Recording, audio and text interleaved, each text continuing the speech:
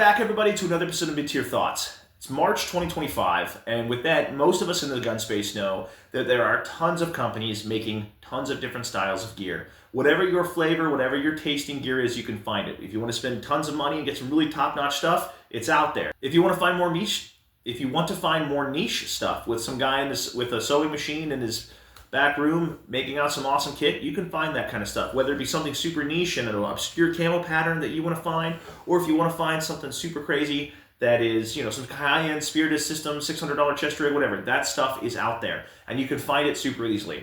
So with all these different companies out there that are making some really awesome stuff and also, looking to make money off of it, I thought it would be kind of refreshing to look at some simple stuff that you can do for some cheap gear. One, if you're just getting started, if you want some extra stuff around, maybe you haven't got into it yet, or maybe you're looking to take that dive, but you just don't really have a lot of money, and you kind of want to get the best bang for your buck for something that does what you need it to do, but you don't have to spend a lot of money to it. Personally, I like the Chicom Chest Rigs for a variety of different reasons, and a lot of surplus stuff that's out there. I think surplus is highly underrated, and a lot of people really don't look to it as much as I think they should. It's generally affordable, it's widely available, and it's usually been tested and proven to hold its own, even in the current market. So with that, I'm going to kind of show you some simple examples that I have, 2 different chest rigs, and some very simple and easy mods that you can do with these and different ways to set them up that I think you might like. So there's been a ton of videos out there on different ways to set up these rigs, and this is just my opinion out there. So please go check out other ones too, kind of get a feel for it, Instagram it, Google it, whatever you got to do. The gear we're looking at is affordable and effective for helping you protect yourself against physical threats. There's a whole world of cyber threats out there.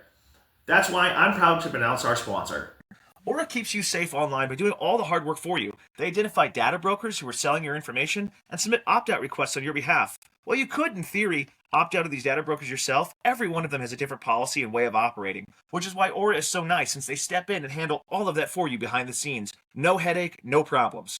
Give Aura a few weeks and you'll stop seeing your information on the sites when you search yourself, which will lead to way less spam. I know my Gmail folder is way smaller now that I've started using Aura. Aura will also continuously monitor the dark web and alert you if they find any personal information exposed. Anytime you sign up for a newsletter or website and that stuff gets leaked, they're there to step in and help you out. They're going to let you know fast if anyone tries to use that information to access your credit or bank accounts. Plus, they give you up to $5 million in identity theft insurance should the worst case scenario happen. The Aura app also has a VPN with over 100 virtual locations. Does your VPN do that? You can go to the link in the description or type aura.com/midtierthoughts to try 14 days for free. That'll be enough time for Aura to find out if any of your personal data is exposed and let you know. Stop leaving yourself vulnerable to data breaches and brokers. Go to my sponsor, aura.com/midtierthoughts, get a 14-day free day trial, and see if any of your data has been exposed. Link in description. See below. So this here is my 10-cell SKS chest rig. This was originally designed for SKSs during the Vietnam War era. They were designed to hold 20 rounds per pouch, 2 10-round stripper clips. So if you are running an SKS, or if you're running any kind of bolt action that is using stripper clips, or if you're using even shotgun cards, this could be a really good option for you. But if you want to run a more modern rifle like an AR, this can work really well for you too. So it holds these 20-round GI mags really well. I'll kind of hold it up so you can see.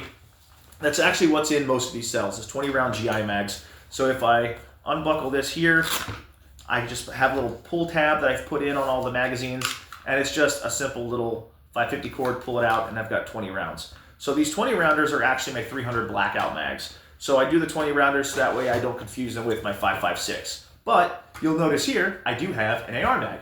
So you can just put the AR mags in here, and you do have the little toggle down below, and you have this little top piece. I have seen some people try to stretch these and make them tie, or they'll cut this piece off and sew them up here. These are made over a variety of years for a very long time, so there are a lot of different variations with these. I've seen some with cloth pull tabs, I've seen some with plastic buckles, I've seen some all kinds of different ways. So it wouldn't be hard to take a piece of retention, like a piece of like that retention strap. It wouldn't be hard to make some kind of like retainer and kind of take this like you have on like a normal chest rig for retention, and tie it off here, tie it down to the tab, and kind of have a pull tab that you can pull off to the side, pull your magazine out. But even without those, if you were to just cut this back portion off, this top piece here, then these would pull out and they would go back in pretty easily, but they still retain fairly well. So they retain fairly well, they don't move around a whole lot. You can pull them out, and the more you have, the better tension you're gonna have on that.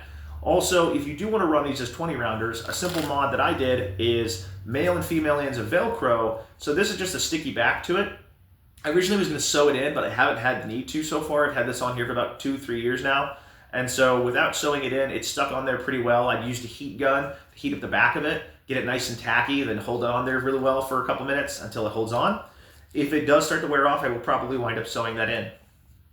But simple, easy mod that you can do here to do for that. And then, but that's a simple, easy mod that you can do for retention. You can still use, obviously, like the buttons and the toggles if you wanted to, but they are a little slow. So running this, if you wanted to run it with the AR mags, it's definitely doable. As you can see, it holds in nice and tight. And again, you have 10 slots. So if you wanted to run 10 mags, you could, and you could do it basically like the simple TAPS rig minus the molly in the front if you just run ammo and go slick. But generally what I'd like to do is on these 2 end pouches, I'll generally have 2 magazines for my sidearm, or like a magazine and a multi-tool or a flashlight, something like that. And then I will generally have my radio over here, as you can see on this one, just a simple Baofeng. You could run one of these with medical if you wanted to, a small boo-boo kit thrown in there. Speaking of medical, on the straps, I do have a tourniquet. This is just basically held on by glorified rubber bands. I have it taped on the back side to keep it in place. So I have a rubber band that goes over the top and the bottom piece of this, so I can just pull it out real quick. So I keep that on my non-firing shoulder, and that makes it for the harness, which is just a simple X harness. Now this one you could potentially run as an H harness if you want to unthread it and thread it back into the loops, or what I have seen people do and what I'm planning to do here soon, I'm ordering a sewing machine so I can, is you take these, and if you are running like a slick plate carrier or any type of chest rig that has buckles on it, you can cut them, add a buckle, and a male and female end buckle on all of these, and you could make yourself a nice little placard that could go onto a chest rig pretty easily, or you could turn it into basically the ammo carrying capability of your slick plate carrier, or however you want to run it. You could also just throw it over a slick plate carrier and have plenty of ammo ready to go. It's a really nice, easy way to do this. The other thing too is just on the back for size. Again, it's hard to see here, but I do just have male and female end buckles on the back. I have just them tied off or taped off. I haven't sewn anything in yet, but it's super easy. Normally these are just 2 pieces of material that you just tie together on the knot in the back, but it makes for a nice, simple chest rig. The other nice thing too is this folds out really small.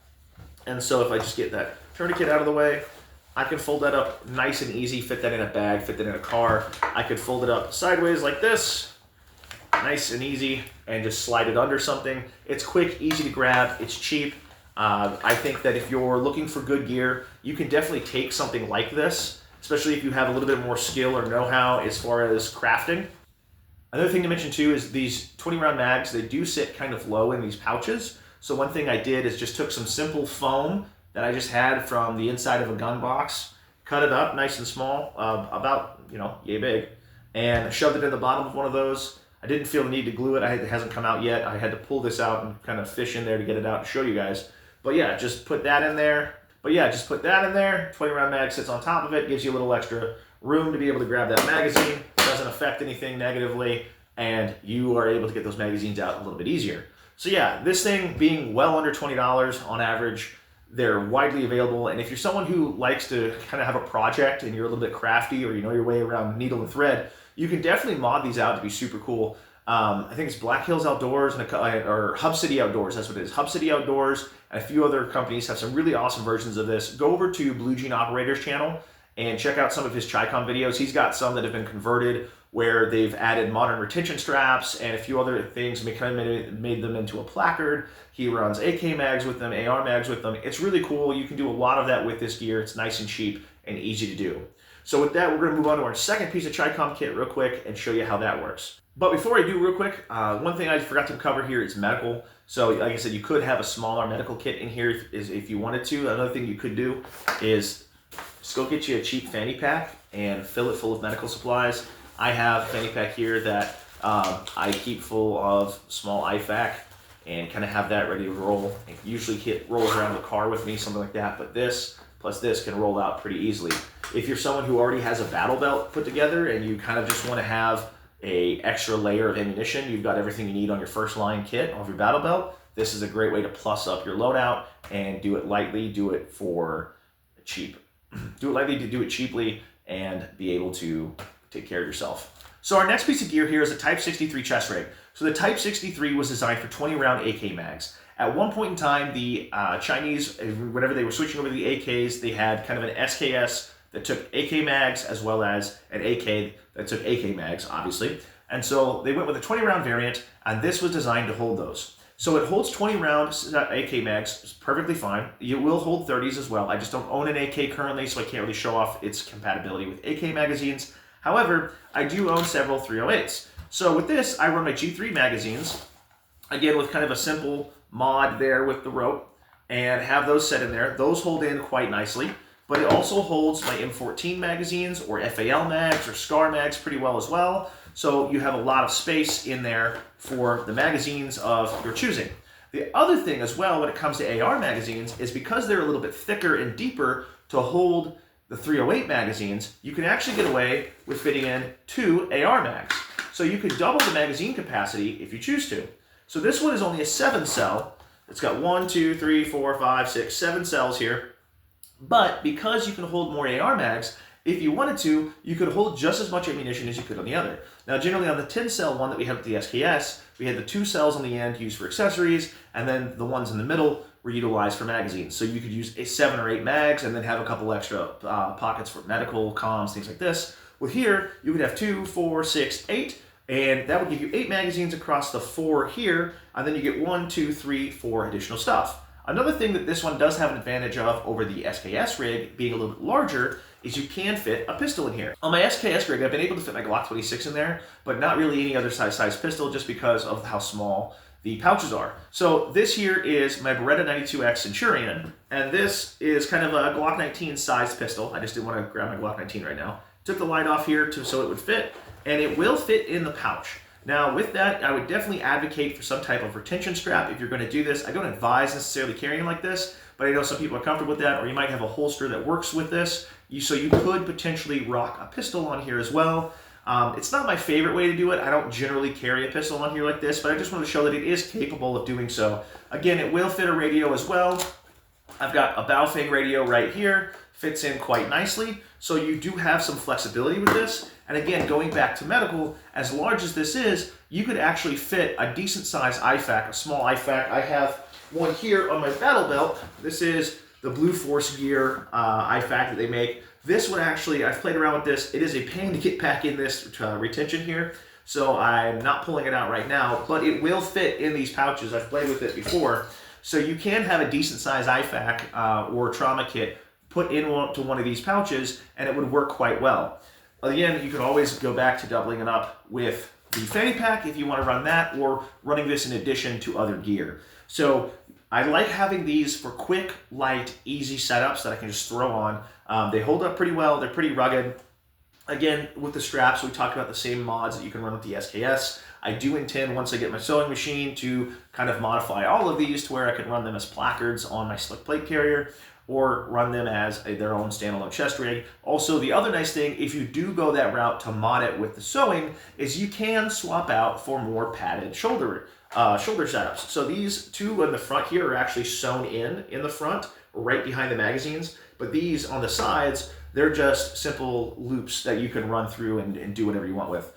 So I think if you like having some of the better harnesses that are out there, so if you like something more padded, you could definitely swap those out and get better stuff that's out there. And you wouldn't even necessarily need to cut it. You could just unthread it from these sides, run it up the back end, and you could get yourself a nice set of shoulder straps and still keep everything in place. So these are easily modifiable, and the best thing about it is like if you don't know what the hell you're doing when you're modifying this and you just want to play around with it, these things are like 20 bucks or less. Like this one I think I got from a guy on Instagram for like $12 in paid shipping or something like that. It was ridiculous. Like super cheap. And you can find these on Amazon all day long, all kinds of repros for them. You can go to eBay, you can go wherever, you go to surplus stores, especially the SKS ones, like people just give these things away. You can find them dirt cheap, and you can practice modifying your stuff with it. You can get creative. You can try different things that work. And so the nice thing is you can go out and you can, I'm not saying you have to buy these or that these are better in any way over some of the nicer stuff that's out there. There's definitely really quality stuff. And with something like a TAPS rig right now being only like $50 to $70, that's a really awesome way to go. But if you want to just kind of have an experiment, or you want to have a project, or like me, I always like having something to like fiddle with and mess with. I love doing that with these because I don't feel bad if I mess it up, right? If I mess it up, worst case about 15 bucks, or I just come up with a creative solution. Another thing you can do as well is that you can cut away some of these ammo pouches. You could add molly in here. You could add Velcro to add different items and different things. You could get really creative with this. Go to Google and just type in Chicom Chest Rig modifications and see some of the crazy stuff that comes up. So with that, guys, just wanted to show you some quick overviews of some simple ways that you can modify your gear and do it on the cheap and get into this stuff without having to spend a ton of money. I'm a big advocate for not having to blow a huge budget to be effective. You don't always you can't buy capability, you can't buy skill. So with that, learn your kit, learn what you do or don't like about it. If you're new to this and you're saving up your money to get better stuff, I'm not telling you to go out and just rush out and buy this. This is more along the lines of, if you want to try something cool, if you want to have a project, this is a nice, easy way to get into something and give it a shot. With that, guys, thank you so much. Like, subscribe, comment. You guys have been amazing. You've been helping out the channel so much. See you on the next one.